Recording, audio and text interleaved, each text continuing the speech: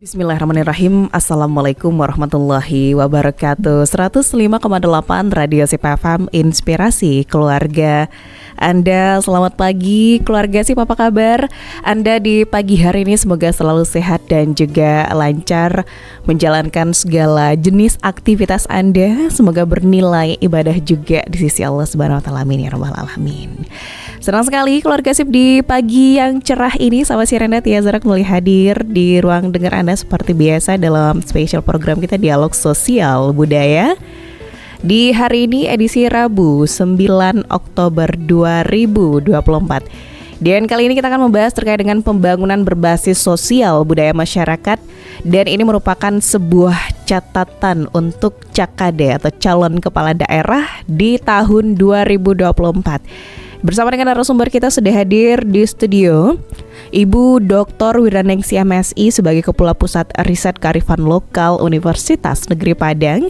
Dan beliau sekaligus juga penulis buku Makna Kebijakan Pembangunan. Kita coba sapa dulu. Assalamualaikum warahmatullahi wabarakatuh. Ibu apa kabar? Waalaikumsalam warahmatullahi wabarakatuh. Alhamdulillah sehat selalu. Alhamdulillah. Semoga pemirsa dimanapun berada juga dalam keadaan sehat. Amin, amin ya rabbal alamin. Nah Bu Wir, kita lihat mungkin November ini sudah menjadi aleknya Sumatera Barat gitu ya, dan juga Kota Padang khususnya. Karena hari ini sudah berlangsung kampanye gitu ya dari berbagai macam paslon kepala daerah di tahun 2024, dan dengan berbagai macam visi dan misi dengan janji-janji mereka gitu ya Bu Wir. Kita lihat mungkin banyak di antara visi dan misi dari para calon ini mengarah kepada pembangunan gitu ya, pembangunan untuk masyarakat tentunya. Tapi yang hari ini kita bahas adalah pembangunan berbasis sosial budaya masyarakat.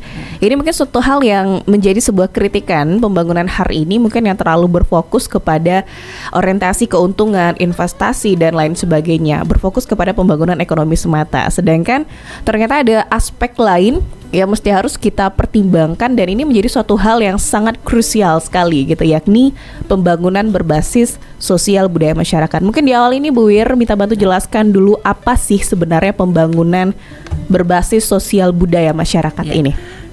Terima kasih. Kan di dalam sebuah kebijakan pembangunan itu kan biasanya ada berbasis ekonomi, berbasis pembangunan itu pembangunan fisik. Tapi juga sebenarnya pembangunan itu juga harus memahami latar belakang sosial budaya masyarakat. Nah, selama ini kalau beberapa dari perencanaan pembangunan misalnya lebih dilihat dari aspek ekonominya, bagaimana ini meningkatkan income per kapita dari daerah, mendapatkan penghasilan yang lebih baik gitu. Juga atau terorientasi kepada pembangunan fisik, artinya wah sebuah pembangunan itu sudah ada bangunannya, sudah keren, sudah bagus, kalau kita lihat udah memiliki gengsi yang baik gitu. Tapi kita juga tidak harus lupa dengan pembangunan yang berkaitan basisnya sosial budaya masyarakat. Nah, pembangunan berbasis sosial budaya masyarakat ini adalah pembangunan yang nantinya sangat mempertimbangkan aspek-aspek unsur budaya, aspek-aspek sosial yang ada di dalam masyarakat, apakah itu struktur sosial masyarakat, apakah itu nilai-nilai budaya, apakah nilai keyakinan, kemudian bagaimana sistem organisasi masyarakat setempat, bagaimana juga bahasanya juga itu menjadi pertimbangan, kemudian bagaimana juga teknologi yang digunakan oleh masyarakat, kemudian bagaimana teknologi yang digunakan oleh masyarakat, sistem interaksi sosial dan sebagainya, itu harus menjadi pertimbangan ketika kita menjalankan sebuah program atau visi pembangunan. Nah, yang kedua yang disebut pembangunan berbasis sosial budaya ini penekanannya sejauh mana kita melakukan aspek pembangunan itu melibatkan keikutsertaan masyarakat dalam proses mulai dari perencanaan, pelaksanaan dan evaluasi. Baik. Nah, itu yang disebut pembangunan berbasis sosial budaya masyarakat. Artinya pembangunan itu masyarakat sebagai pengelola, masyarakat sebagai perencana, masyarakat juga sebagai evaluasi, dengan juga mempertimbangkan apa yang menjadi kekuatan sosial dari masyarakat itu Baik, nah Bu Wir, kita hari ini disajikan dengan mungkin pembangunan ekonomi, terlalu terfokus kepada pembangunan ekonomi gitu. Dan mungkin something new atau suatu hal yang baru yang kita ketahui bahwa ternyata ada pembangunan juga berbasis sosial budaya gitu. Iya. Mungkin hari ini kita terlalu sibuk dengan pembangunan ekonomi dengan ekspektasi yang begitu tinggi, keuntungan meraih sebuah hal yang memang sangat menggiurkan gitu. Itu apa yang terjadi sebenarnya Bu Wir? Kenapa harus orang terlalu berfokus kepada pembangunan ekonomi dan bahkan hampir tidak menyinggung pembangunan berbasis sosial budaya masyarakat ini? Karena kadang-kadang pembangunan itu kan dilihat dari peningkatan capaian kesejahteraan. Tapi ketika tidak penyampaian kesejahteraan itu kan tidak hanya, harusnya kesejahteraan itu tidak hanya milik orang tertentu, tapi milik orang banyak. Nah ini orang banyak itu kan masyarakat. Nah ketika berbasis termasuk ekonomi, hitung-hitungannya adalah peningkatan kesejahteraan ekonomi itu sendiri. Tapi apakah ini pembangunan ini meningkatkan kesadaran, misalnya kesadaran berkepribadian baik, kesadaran solidaritas, kesadaran kerjasama, itu apakah menjadi sebuah pertimbangan? Nah itu kan kurang menjadi kuat. Nah satu hal lagi sebenarnya di dalam soal pembangunan itu kan ada modal ekonomi, modal uang, modal tenaga, kemudian adanya namanya modal sosial gitu. Nah modal sosial ini adalah modal sosial itu kekuatan sosial masyarakat, yaitu nilai-nilai masyarakat, struktur masyarakat, kemudian hal-hal yang menjadi kehidupan masyarakat, tapi menjadi masyarakat itu menjadi sebuah keteraturan dari masyarakat itu sendiri. Nah itu disebut modal sosial. Modal sosial itu artinya ada sebuah nilai bersama di masyarakat, contohnya nilai gotong royong. Kemudian ada manajemen pengelolaan masyarakat yang bagus. Kemudian di situ ada aturan bersama masyarakat gitu. Nah itu sebenarnya ketika kita melihat pembangunan itu, kekuatan masyarakat itu akan sebenarnya menjadi pendukung dari pembangunan. Sebenarnya kan pembangunan itu kan untuk rakyat sebenarnya, kalau idealnya bahwa pembangunan itu adalah untuk memajukan masyarakat. Maka kalau kita berbicara untuk kepentingan masyarakat, tentu kita beranjak dari siapa tuh masyarakatnya, apa keinginan, apa kebutuhan, dan siapa sih karakter, apa sih kultur dari masyarakat itu, sehingga pembangunan itu memang berguna untuk masyarakat. Yang terjadi ketika kita tidak memahami sosial budaya masyarakat, pembangunan itu jalan tapi tidak berguna bagi masyarakat. Nah itu banyak kali kasus-kasus seperti itu. Akhirnya pembangunan itu hanya milik orang-orang tertentu, atau pembangunan itu hanya biaya yang sudah mahal tapi tidak berguna bagi masyarakat. Nah kalau kita contohkan misalnya kasus yang sederhana aja, kasus misalnya kita coba evaluasi bagaimana kebijakan pembangunan beberapa kota di daerah kita, misalnya soal pembangunan terminal. Terminal itu kan dulu sebenarnya pasar, tempat pertemuan orang antar kota, pertemuan orang antar daerah, kemudian menjadi pusat kuliner, menjadi pusat perdagangan. Suasananya bagus di situ, ada interaksi sosial pasar itu, dan tempat-tempat terminal itu menjadi tempat yang strategis oleh orang-orang, tidak hanya sopir atau pemilik itu, tapi juga penumpang-penumpang yang hadir di dalam terminal itu.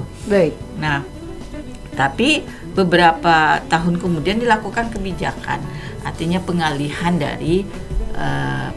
daripada terminal itu. Nah, sempat diprotes bahwa sebuah terminal itu dialihkan. Apakah kemanfaatannya, apakah nanti akan lebih berguna juga kalau dialihkan gitu.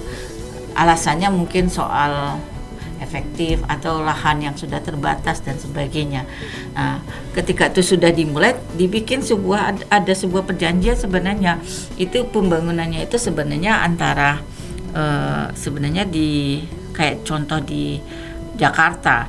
Di atas itu katanya terminal, di bawah di atas terminal, di bawah tetap ada pasar gitu. Jadi nggak menghilangkan pasar dari situasi dari dekat-dekat terminal itu, kehidupan itu gitu.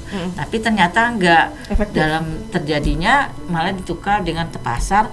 Iya, pasar tetap, terminalnya dialihkan. Tapi pasarnya nggak pasar tradisional lagi, udah pasar satu plaza yang artinya Plaza Andala. Sekarang nama Plaza Andala atau apakah udah plaza. Jadi akhirnya orang-orang kecil, pedagang-pedagang kecil, pedagang-pedagang kaki lima, pedagang yang modalnya kecil itu kan keimbas semua, tidak berdagang lagi. Toko-toko kecil juga sudah terimbas. Yang ada nanti orang yang punya modal besar bisa berdagang di plaza gitu. Nah, satu. Yang kedua muncul satu lagi orang yang suasana terminal tidak jadi dipindahkan, ternyata tidak efektif dipindahkan. Terminal berada sekarang di depan UMP misalnya, terminal ada di jalan, ada di trotoar, semuanya berantakan. Nah itu kan ketika kita tidak melihat bahwa pembangunan itu hanya kita memungkinkan pembangunan fisik, ini lebih indah gitu, atau pembangunan tuh ini akan meningkatkan income per kapita siapa, tapi income per kapita orang-orang tertentu. Bagaimana dengan kaki lima, bagaimana dengan pedagang kecil, bagaimana orang yang modal yang lebih kecil gitu kan, mereka hilang. Nah soal terminal juga tidak efektif. Nah itu berarti tidak ada pengabaian terhadap aspek sosial budaya masyarakat.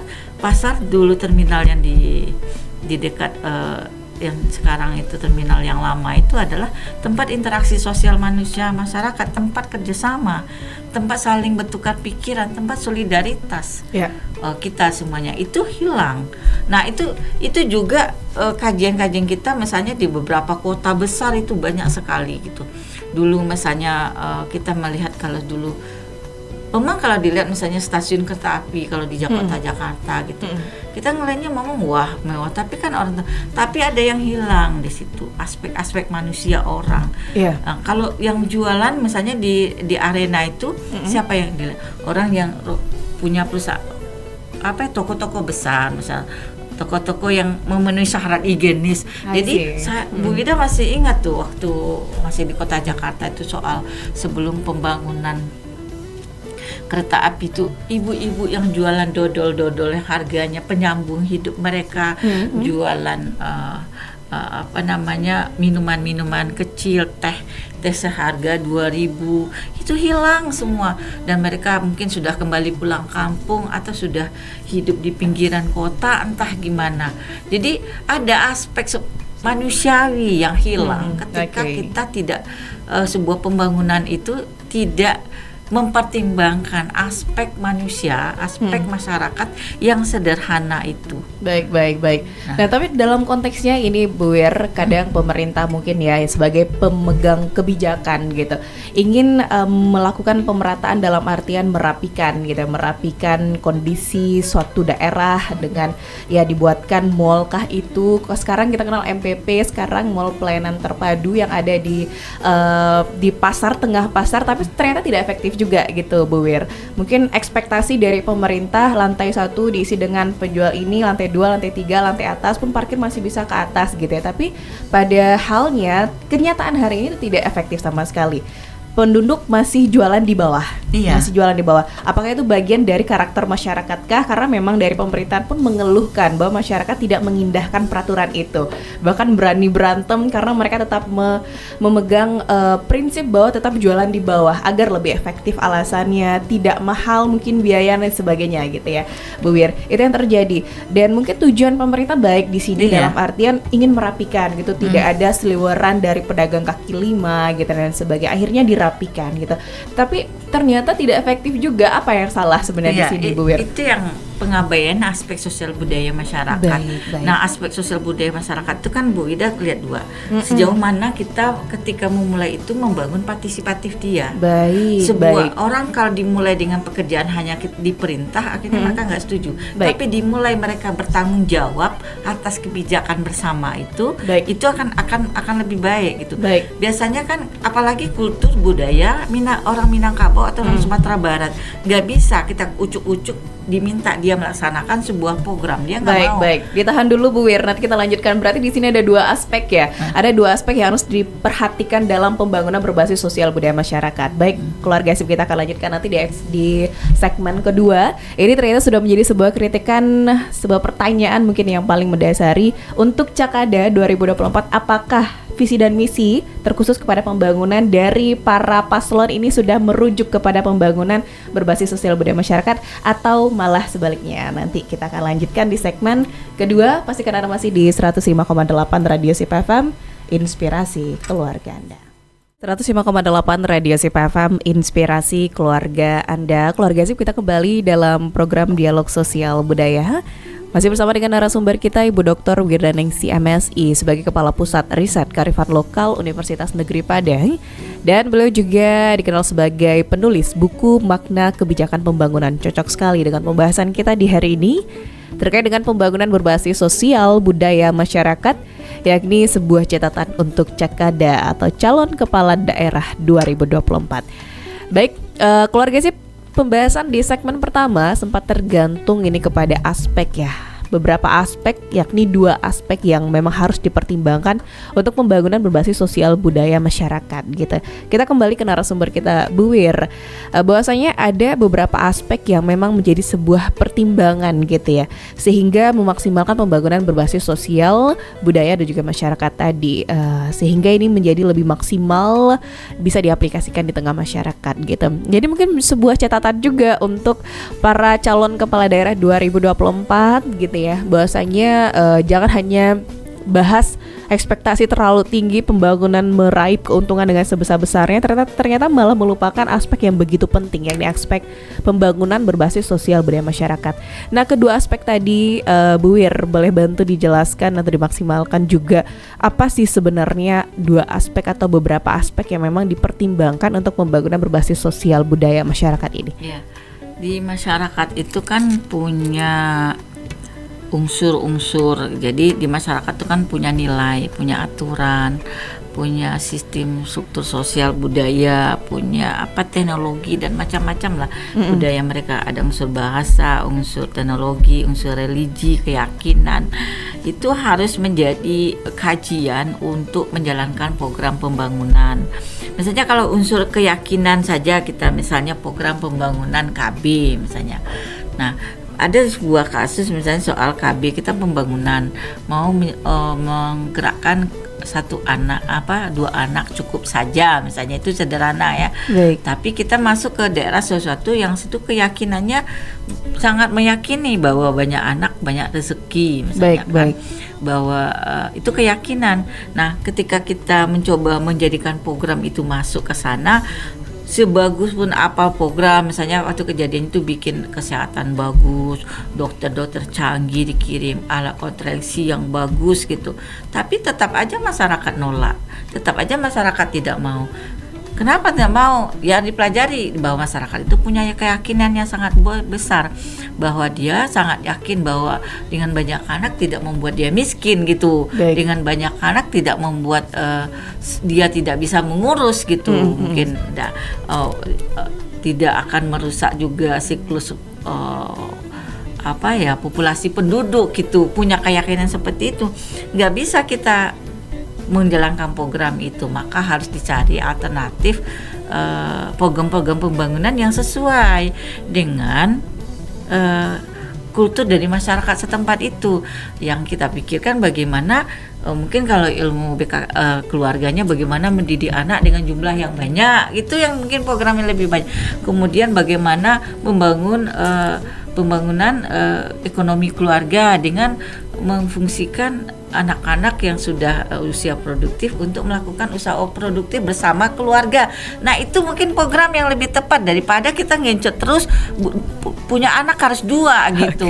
Nggak pernah nyambung. Kalau kayak gini berarti banyak dong program pemerintah ini, kayaknya PR juga nih buat pemerintah. Harus setiap daerah ini beda program karena memahami karakter dari daerah itu sendiri. Itu unik, kebudayaan masyarakat itu unik, dan makanya tidak akan bisa yang namanya generalis soal pembangunan itu. Pembangunan itu berbasis komunitas, berbasis kebutuhan masyarakat, berbasis budaya masyarakat setempat.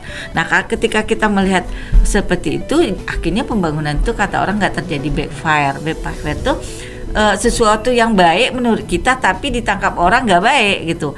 Mengusut pemerintah itu sesuatu yang baik, bahwa ini untuk kebaikan masyarakat, tapi masyarakat tidak mau menjalankan, malah menolak gitu. Karena tidak sesuai karena tadi tidak ya, Bu Wir. mempertimbangkan kultur dari sosial budaya masyarakat. Contoh saja kita ketika bicara pariwisata gitu. Baik. Dalam pikiran pariwisata itu meningkatkan per kapita, meningkatkan income masyarakat, tapi masyarakat kok cuek, nggak mau terima, nggak urusan dengan pariwisata. Nah, berarti ada hal yang harus kita pikirkan alternatif terhadap pembangunan pariwisata. Pariwisata di Sumatera Barat ketika dimulai itu masyarakat kita tuh kulturnya adalah musyawarah mufakat, dimulai dari pelibatan masyarakat untuk menjalankan sebuah program pembangunan. Di keterlibatan mereka itu di awal. Ketika kita tidak melibatkan dari awal, dia akan cuek. Baik. Tidak akan mau berpartisipatif, tapi kita mampu untuk menjadikan partisipatif, itu menjadi kekuatan sosial. Nah, yang kedua, untuk pariwisata pembangunan itu juga diiringi misalnya sesuai dengan kultur masyarakat. Nggak bisa kita menyamakan mungkin pariwisata di Bali, pariwisata di Bandung, pariwisata Sumatera Barat. Orang Sumatera Barat tidak akan terima ada kunjungan tapi orang berbaju pendek, itu nggak bisa terima. Mama-mama itu ada orang yang berkunjung Sumatera Barat, bajunya kelihatan, paha badak tangannya dan sebagainya. Maka yang harus diutamakan pariwisata Sumatera Barat tuh pariwisata berbasis budaya masyarakat atau wisata budaya yang dikembangkan, wisata budaya masyarakat yang budaya masyarakat itu adat bersandi syarat-syarat kita pula. Ketika itu yang kita masukkan wisatanya mungkin agak nyambung juga gitu. Benar sekali. Sehingganya wisata misalnya makan bajamba, wisata makan kasawa, wisata di rumah adat, mungkin itu lebih disambut oleh masyarakat, nggak protes. Tapi ketika kita wisatanya dengan gaya yang ada di masyarakat, lo nggak nyambung. Mama-mama itu udah stop, saya nolak pariwisata katanya. Pariwisata itu membuat sebuah perbuatan yang tidak baik. Jadi kalau gerakan Sumatera Barat homestay, penghuni rumahnya ada, yang datang adalah kekerabatan, keluarga yang datang. Nah, mungkin kadang-kadang dibagi juga, yang datang juga boleh dilihat dulu keluarga yang datang, bolehnya ini laki-laki, perempuan, jelas gitu kan. Pengembangan wisata kayak gitu mungkin bisa diterima oleh masyarakat, tidak penolakan. Sebenarnya kalau kita lihat dari soal pembangunan yang ada di Sumatera Barat, nggak semuanya hal yang kita tuh semua ditolak oleh masyarakat. Sejauh mana kita bisa mengimbangi, memahami kultur dari masyarakat itu, pendekatan sosial budaya. Cuma memang dalam banyak kasus itu lebih terlupakan, bisa diabaikan, bisa terlupakan. Baik. Ini menjadi sebuah jawaban juga ya, menjembatani antara pemerintah juga masyarakat. Mungkin banyak animo yang hadir gitu ya, Bu Wir, bahwasanya kok masyarakat ini nggak pernah terima gitu ya setiap kebijakan yang dibuat pemerintah padahal niatnya baik. Nah, seperti itu. Ternyata seperti yang Bu Wirda sampaikan, ada sebuah permasalahan yang mungkin terlupakan, yakni melupakan karakter ataupun culture dari masyarakat setempat. Akhirnya memang tidak sesuai gitu ya dengan bagaimana sih kebiasaan masyarakat ini, dan aturan ataupun pembangunan yang sudah diberikan ternyata memang tidak diterima karena tidak sesuai gitu ya.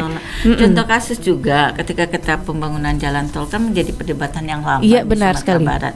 Nah, kenapa di situ tuh nggak selesai masalahnya. Pertama itu sebenarnya soal sosial budaya di situ. Masyarakat belum mau memberikan tanah atau tidak dibayar, malah setelah dibayar juga ada masalah. Kenapa masyarakat tidak mau memberikan itu jalurnya? Mungkin karena di beberapa kasus ini jalur tol yang mau dilewat itu tuh tanah ulayat gitu. Dan di situ tuh tanah yang sudah memang di situ pangdam pekuburan, rumah gadang, sawah gadang, semuanya situ sudah menjadi peradaban hidup. Dan itu sulit kalau kita paksakan juga membangun di jalan tol di daerah itu. Maka mau tidak mau nggak bisa kita lanjutkan. Walaupun kita bayar bermil-milan, nggak mau mereka. Udah ada musyawarah, tapi musyawarahnya orang tertentu juga. Nah, akan pilihannya ada dua, memang dimusyawarahkan betul dengan orang-orang yang terlibat, tokoh dari bagian dari daerah itu, bukan orang-orang yang ditunjuk ke tokoh yang ditokohkan, bukan, tapi memang tokoh di dalam soal daerah itu. Atau kedua memang mencari alternatif, karena memang berat juga kalau daerah itu memang daerah ulayat yang memang di situ ada pangdam kuburan, ada sawah besar, ada rumah gadang yang sudah menjadi perkampungan. Lalu ketika ada jalan tol, memang bisa dibikin kebijakan, tapi itu memang dilalui dari proses rapat luar biasa dari kerabat-kerabat yang merupakan tanah itu. Jadi ketika itu memang sudah dapat kesepakatan orang itu, mungkin lebih baik dan mudah. Ketika kita memulai dengan tidak cuek dengan kultur itu, akhirnya bentrok terus, nggak selesai masalah itu. Nah, jadi kita nggak melihat soal pemerintah buruk, kita melihat pemerintah, tapi bagaimana soal pembangunan itu, aspek sosial budaya itu menjadi sangat penting, sebenarnya sangat penting, bukan sebuah analisis yang akhirnya analisis yang nomor sekian setelah kita mempertimbangkan aspek ekonomi dan aspek kelancaran teknisnya, tapi keberdayagunaan atas masyarakat itu akan persoalan jangka panjang, jalan yang panjang gitu. Baik, Bu Wir, ini sepertinya banyak yang mendengarkan diskusi kita di hari ini. Ada pertanyaan masuk dari 9212 sekian. Berikut beliau menanyakan terkait dengan adakah contoh gitu ya, adakah contoh pembangunan yang memang atau kasus pembangunan berbasis sosial budaya yang berhasil di Indonesia atau di Sumatera Barat pada khususnya, dan kemudian pelajaran apa yang bisa diambil dari studi kasus ini jika ada gitu, Bu Wir. Jadi ada nggak sih gitu, karena dari tadi kita mengkritisi bahwasanya banyak yang tidak sesuai. Dan contohnya seperti apa, Bu Wir? Misalnya kita kan tadi Bu Wir mengatakan kita juga tidak menafikan ada program-program yang sebenarnya akhirnya program itu diterima oleh masyarakat. Contoh saja, mungkin Bu Wir belum menganalisis secara mendalam, tapi secara asumsi dulu ya. Baik. Kayak pembangunan pedagang kaki lima di tepi pantai Kota Padang. Baik. Nah itu kan itu termasuk bagus, itu ditata, dikelola dengan baik. Akhirnya pantai Kota Padang dengan pedagangnya itu tertata dengan baik. Artinya pedagang kaki lima nggak dihabisin di situ, malah dikelola dengan baik, dibikin kesepakatan, dibikin aturan bersama, lalu misalnya parkirnya bagus, kemudian harganya pun juga diberi kesepakatan, sehingga orang yang datang senang, orang yang ada di situ juga senang. Terus itu salah satu yang kalau Bu Wir lihat, dia memahami karakter pedagang kaki lima dan kultur masyarakat yang ada di sekitar pantai. Nah itu cuma mungkin ketika bertukar pimpinan, mungkin bertukar pula aturan atau kesepakatan, mulai lagi agak kacau atau gimana gitu. Jadi sebenarnya soalnya satu membaca kulturnya, kedua pendekatan dari kulturnya itu. Dua itu yang harus dilakukan. Nah mungkin kalau lihat contohnya, satu halnya Ibu lihat pembangunan itu pedagang kaki lima di sekitar pantai Kota Padang itu beberapa tahun yang lalu, itu termasuk yang sudah bisa dikatakan model yang bagus dalam melakukan pendekatan kepada orang-orang yang pedagang kaki lima di tepi pantai, dan kemudian melakukan aturan bersama, kemudian melakukan harga yang disepakati, bagaimana juga yang lainnya, sehingganya memang agak terkenal juga pengolahan pedagang kaki lima di Kota Padang. Kita akui. Tertib. Nah itu benar itu sekali. salah satu yang mungkin Bu lihat, salah satu model bahwa pembangunan itu berbasis sosial budaya masyarakat. Baik. Mungkin apakah terjadi kemudian ada perubahan sedikit, itu tergantung lagi pendekatan pemimpin yang akan datang. Nah gitu. Ini kita highlight Bu Wir bahwasanya ada dua hal yang harus dipertimbangkan, yakni membaca karakter dari masyarakat sekitar, juga pendekatan tadi. Dua hal ini apakah memang harus dilakukan oleh kepala daerah itu langsung, atau mungkin bisa dengan mungkin tim dan lain sebagainya kah, atau kepala daerah yang bersangkutan seperti itu, kepala daerah yang bervisi seperti itu, kemudian aparatnya sampai ke jajaran bawahnya memahami bahwa semuanya sebuah pembangunan itu dilakukan dengan cara memang partisipatif dan memahami kultur masyarakat. Dan harus dicatat juga, partisipatif ini jangan partisipatif yang dianggap udah sosialisasi gitu. Enggak, partisipatif itu dalam artian kita dia mengetahui bahwa itu aturannya, kemudian dia juga merasa bertanggung jawab mengedukasi atas aturan yang kita bikin bersama itu. Nah itu sebenarnya partisipatif, tidak hanya partisipatif dia lalu diundang ke balairung atau diundang ke balai kemudian sudah sepakat. Yang pertama elit-elitnya aja, enggak. Partisipatif itu memang sangat membumi, itu yang harus dikejar gitu. Baik, ini sebuah catatan juga ini buat calon kepala daerah 2024, bahwasanya jadilah sebagai memahami aspek partisipatif yang sesungguhnya seperti apa secara masif gitu ya, bahwasanya paham betul dengan bagaimana karakter dari masyarakat sekitar dan kemudian melakukan pendekatan yang maksimal gitu dari si calon ataupun kepala daerah yang terpilih nanti, seperti Salah satu catatan juga setelah itu dalam memahami sosial budaya itu kita berangkat dari kebutuhan masyarakat, bukan keinginan masyarakat. Baik. Keinginan masyarakat itu banyak itu. Banyak. Nah, akhirnya keinginan masyarakat itu banyak, lalu kita memilih dari keinginan yang si A, lalu mengabaikan keinginan. Baik. Tapi kita berangkat dari kebutuhan Secara keseluruhan berarti ya, Bu ya. Jadi ketika kita berangkat dari kebutuhan, di situ keadilan muncul. Baik. Nah, kalau sudah berdasarkan keinginan siapa yang kita harus penuhi? Apakah keinginan pengusahanya atau pedagang kaki limanya atau investornya atau orang-orang pejabatnya, kan bisa saja itu kan. Okay. Tapi akhirnya terjadi tumpang tindih gitu ya. Hanya orang tertentu pilihannya, kita memilih dari empat yang berkeinginan, lalu kita pilih yang mana. Nah, realnya banyak memenuhi keinginan pengusaha besar gitu. Nah, itu pembangunan yang ada di beberapa kebijakan. Jadi yang menikmati elit-elit gitu, lupa dengan masyarakat. Baik. Nah, yang sudah kaya semakin kaya, yang miskin pun semakin teriak gitu ya, Bu Wir. Itu yang terjadi sekarang di negara kita. Sumatera Barat pun mungkin sudah mulai ke sana juga. Kita lihat banyak pedagang kaki lima sudah mulai mengeluhkan gitu ya, Bu Wir, karena tidak ada pemasukan, bahkan tidak ada jual beli gitu ya. Iya, dan hari ini terjadi. Kan kita sedih juga. Kalau orang pilihannya entah bekerja itu susah, berusaha pun orang sekarang susah. Udah mau berusaha juga susah, apalagi gitu.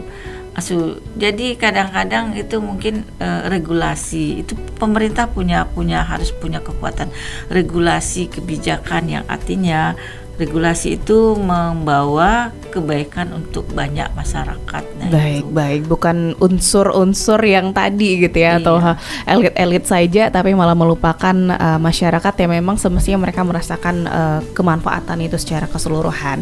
Baik, Bu Wir, nanti kita lanjutkan di segmen terakhir, masih dalam pembahasan kita di hari ini Keluarga Sip, yakni terkait dengan bagaimana pembangunan berbasis sosial budaya masyarakat, dan ini sebuah catatan untuk Cakada, calon kepala daerah 2024. Untuk Anda yang ingin bertanya, silakan, kita masih tunggu atensi Anda di 0812-2201-0159. Nanti kita akan kembali lagi Keluarga Sip, pastikan Anda masih di 105,8 Radio Sip FM, inspirasi keluarga Anda.